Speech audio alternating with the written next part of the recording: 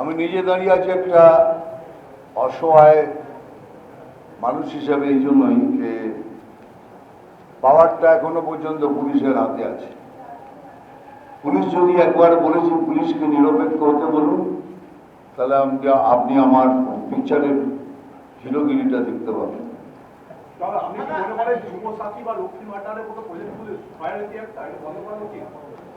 দেখুন, এটা বন্ধ করা যায় না, আর কিছু এটা কোনো খারাপও নয়, কিন্তু টাকাটা কিভাবে আসছে, কেন আসছে সেটা দেখা উচিত। খুব ভালো তো, আপনি যদি কাউকে 1,500 টাকা দেন, আমরা তো 3,000 টাকা দেবো। আমরা যদি সরকারে আসি আমরা 3,000 দেবো, 1,500 কেন দেবো?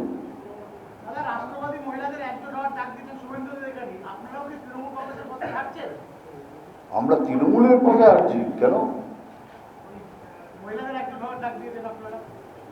এটা কি তৃণমূলের ব্যাপার নাকি? ওনাদের রাজস্ব ব্যাপার না? ডাক দিয়েছেন একসাথে আসার, এটা তো ঠিকই তো। সবাইকে বলছি, আপনাদেরও বলছি, আসুন একসাথে লড়ি। টালিগঞ্জে যেটা চলছে সেটা আবার, যেহেতু দেব এতে ইনভলভ, আমি কিছু বলবো না, কেন ও আমার ছেলের মতো, সেই জন্য আমি এখানটা স্থগিত রইলাম। কারণ যা হচ্ছে, কোনো না কোনোদিন সাফল্য পাবে না, এটা গ্যারান্টি দিলাম। ওয়ার্ল্ডে পাইনি, এখানেও পাবে না। কিন্তু যারা করছে এটা তাদের ব্যাপার, তারা জানেন।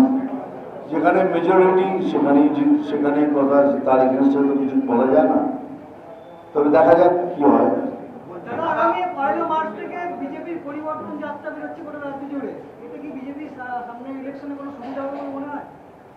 সেটা তো পরে বোঝা যাবে, তবে শুরু তো হচ্ছে নিশ্চয়ই। এখন থেকে বিজেপি দেয়াল লেখন বা পোস্টার মারতে গেলে বাধা সৃষ্টি করছে তৃণমূল। সামনে বিধানসভা ভোট, এজেন্ট আপনারা কিভাবে দিতে পারবেন? তো কেন করছেন? আপনারা এত পাওয়ারফুল একটা পার্টি, সবাইকে বলে বেড়াচ্ছেন আমরাই জিতবো, আমরাই আসবো। ছেড়ে দিন, আমরা তো কমজোর পার্টি, আমাদের করতে দিন। আপনারা যদি এত পাওয়ারফুল হন, আপনারা কেন বাধা দিচ্ছেন? দাদা বলছি, দাদা পশ্চিমবঙ্গবাসীকে এবারে খোলা চিঠি দিলেন প্রধানমন্ত্রী, এবং চিঠিতে তিনি লিখলেন যে আগামী প্রজন্মের ভবিষ্যৎ কোন পথে চালিত হবে আপনাদের সিদ্ধান্তের উপর নির্ভরশীল। স্বপ্নের সোনার বাংলার আবার বিদ্যবনিতা আর চরম বঞ্চনার শিকার। এবং এখানে অধীর চৌধুরী বলছে যে এতদিন কোথায় ছিলেন, ভোটের আগে মনে পড়লো। এটা কি প্রধানমন্ত্রী প্রথমবার বললেন?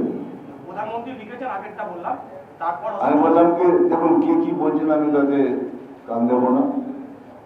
তারা লিডার, তারা বলবেন, আমি আমার প্রধানমন্ত্রীর কথা বলবো। প্রধানমন্ত্রী কি আগে বলেনি এটা? আজকে খোলা চিঠি দিয়েছেন প্রধানমন্ত্রী, এবং চিঠিতে এগুলো লিখেছেন, ভালো করেছেন। আর উনি যা প্রতিশ্রুতি দেন তিনি সেটা পালন করেন, এখানেও সেটা হবে। আমি বলছি হবে, আবার সোনার বাংলা তৈরি হবে, এটা সুযোগ তো দিন।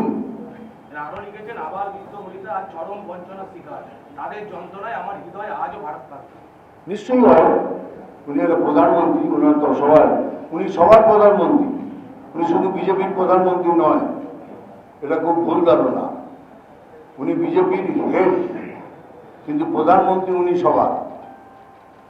যেদিন উনি শপথ নিয়েছেন, উনি ভারতবাসীর জন্য শপথ নিয়েছেন, বিজেপির জন্য শপথ নেননি। মুকুলদার ভারত সৌরবিদ হলেন, খুব ভালো মানুষ ছিলেন, আমার সাথে খুব ভালো পরিচয় ছিল, ওনাকে আমি শ্রদ্ধাও করতাম। পলিটিক্যালি কিছু এদিক ওদিক হতে পারে, বাট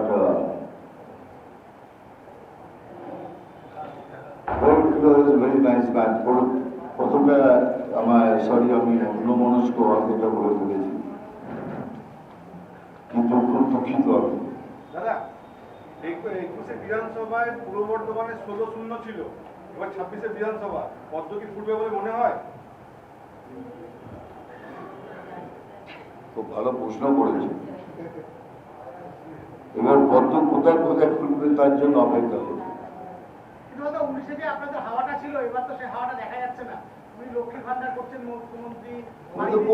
উনি লক্ষ্মী ভান্ডার করবেন, যা করবেন উনি ওনার কাজ করবেন, আমরা আমার কাজ করবো। হাওয়া দিয়ে কি হবে? ওই হাওয়া অনেক ওঠে, অনেক দেখেছি, অনেক হাওয়া। ভোটের সময় দেখা যাবে কি হয়। কারণ এখানে হাওয়া করলেই তো মারবে, ঘরে ঘরে গিয়ে ভয় দেখাবে। তার থেকে ভালো চুপচাপ থাকুন, ভোটের সময় ভোটটা দিয়ে দিন, ব্যাস, দ্যাটস ইট। মহিলা ভোটটা তো ফ্যাক্টর, সেখানে মহিলাদেরকে হ্যাঁ, মহিলা ভোটটা তো ফ্যাক্টর, সেখানে লক্ষ্মীর ভান্ডার কি প্রভাব ফেলবে না? লক্ষ্মী ভান্ডার তো প্রথম থেকে ছিল, এখনো থাকবে। 500 টাকা বাড়িয়েছেন, মহিলা সংখ্যা বাড়বে কিনা সেটা সন্দেহ আছে। যারা পাচ্ছেন তারাই পাবেন, কিন্তু মহিলা সংখ্যা এবার যতগুলো মিটিং করেছি সেখানে আমি দেখেছি 70% মহিলা ছিল আমার সভায়। সেই হিসেবে বলতে পারি কি মহিলা সংখ্যা এবার আমাদের দিকে বেশি ছিল। মিঠুন চক্রবর্তী অভিনেতাকে দেখার জন্য ভিড় ছিল না রাজনীতিবিদ মিঠুন চক্রবর্তী? দেখুন, যতবার দেখাচ্ছিল সেগুলো হয়ে গেছে। মিঠুন চক্রবর্তীকে হিরো দেখার কতবার দেখবেন হিরো? এখন যারা আসছেন তারা শুনতে আসেন, রাজনৈতিক কথাবার্তা শুনতে। তাকে কতটা এফেক্ট করবে? যুব সাথী এবং লক্ষ্মীর ভান্ডার কি এটা রাজনৈতিক চমক তৃণমূলের ভোটের প্রভাব পড়বে? কি বলবো, জবাব দিন। দাদা হচ্ছে মুকুল রায় আজকে মারা গেছে, তাকে নিয়ে বিতর্ক করছে কুণাল ঘোষ। তিনি বলছেন আমাকে ক্ষতি করে প্রশ্ন তুলছে। আবার সেই উল্টো পাল্টা কথা, আবার সব নাম নিয়ে আসবেন না আমার সামনে। বলেছি দিনটা খারাপ করবেন না। মুকুলদার প্রতি আমার শ্রদ্ধা রইল। এক কথায় বলছি, মুকুলদাকে ভালো করে জানতাম, ওনাকে ভালোবাসতাম, উনি আমাকে ভালোবাসতেন। চলে গেছেন, খুব দুঃখিত আমি। যদিও আমি বিজেপি করি, তবু বলছি ওনার প্রতি আমার সশ্রদ্ধ প্রণাম রইল। অ্যান্ড আই এম শিওর ঈশ্বর উইল বি ইন হেভেন।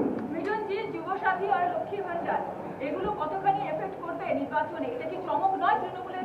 আরে যেগুলো চমক, তো দেখুন সবাই চমক দেয়, তো তৃণমূলও চমক দিচ্ছে।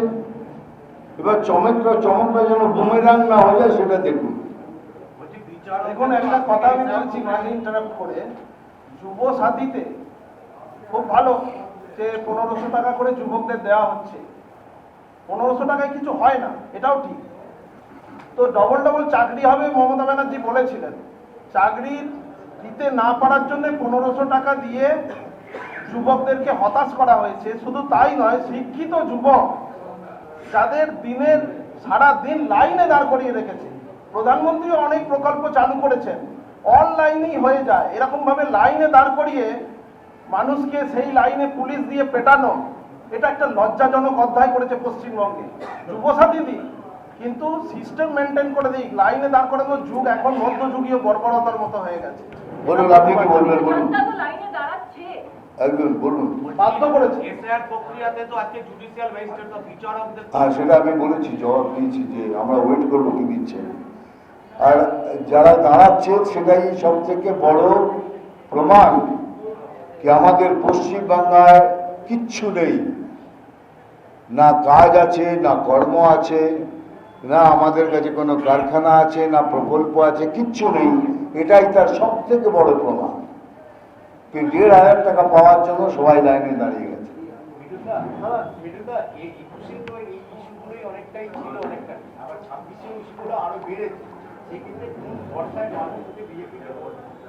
দেখুন, বিজেপিকে ভোট দেবে একটাই কারণে। বিজয় বলল একটা এমন শক্তিশালী বিপক্ষ যারা যদি সরকারে আসে সেই কঠোর হাতেই সরকারকে চালাবে। একটা সম্পূর্ণ পরিবর্তন দেখবেন। বিজেপি শুধু বিজেপি পার্টি না, বিজেপিটা শৃঙ্খলার পার্টি। দেখবেন যদি বিজেপি আসে তাহলে এখানে আবার প্রেস কনফারেন্স করতে আসবো আমি। সেদিন কথায় জবাব দেবো যে কি হচ্ছে না কি হচ্ছে, সেটা তার জবাব পেয়ে যাবে। Thank you very much. আমরা এর আগেও দেখেছি বিরোধীরা তারা ছন্নছাড়া হয়ে যায়, শাসক দল তারা অ্যাডভান্টেজ নেয়, শাসক যেহেতু তারা অ্যাডভান্টেজ তারা পায়। এইটা ব্যাপারে আপনারা কতটা পরিকল্পনা নিতে পেরেছেন এখন? এখন স্যার নিয়েছি আমরা, কিন্তু বলতে পারবো না পুরো সম্পূর্ণভাবে। তবে এটা দুঃখের ব্যাপার যে হিংসা এখানে চলে সেটা অন্য কোথাও চলে।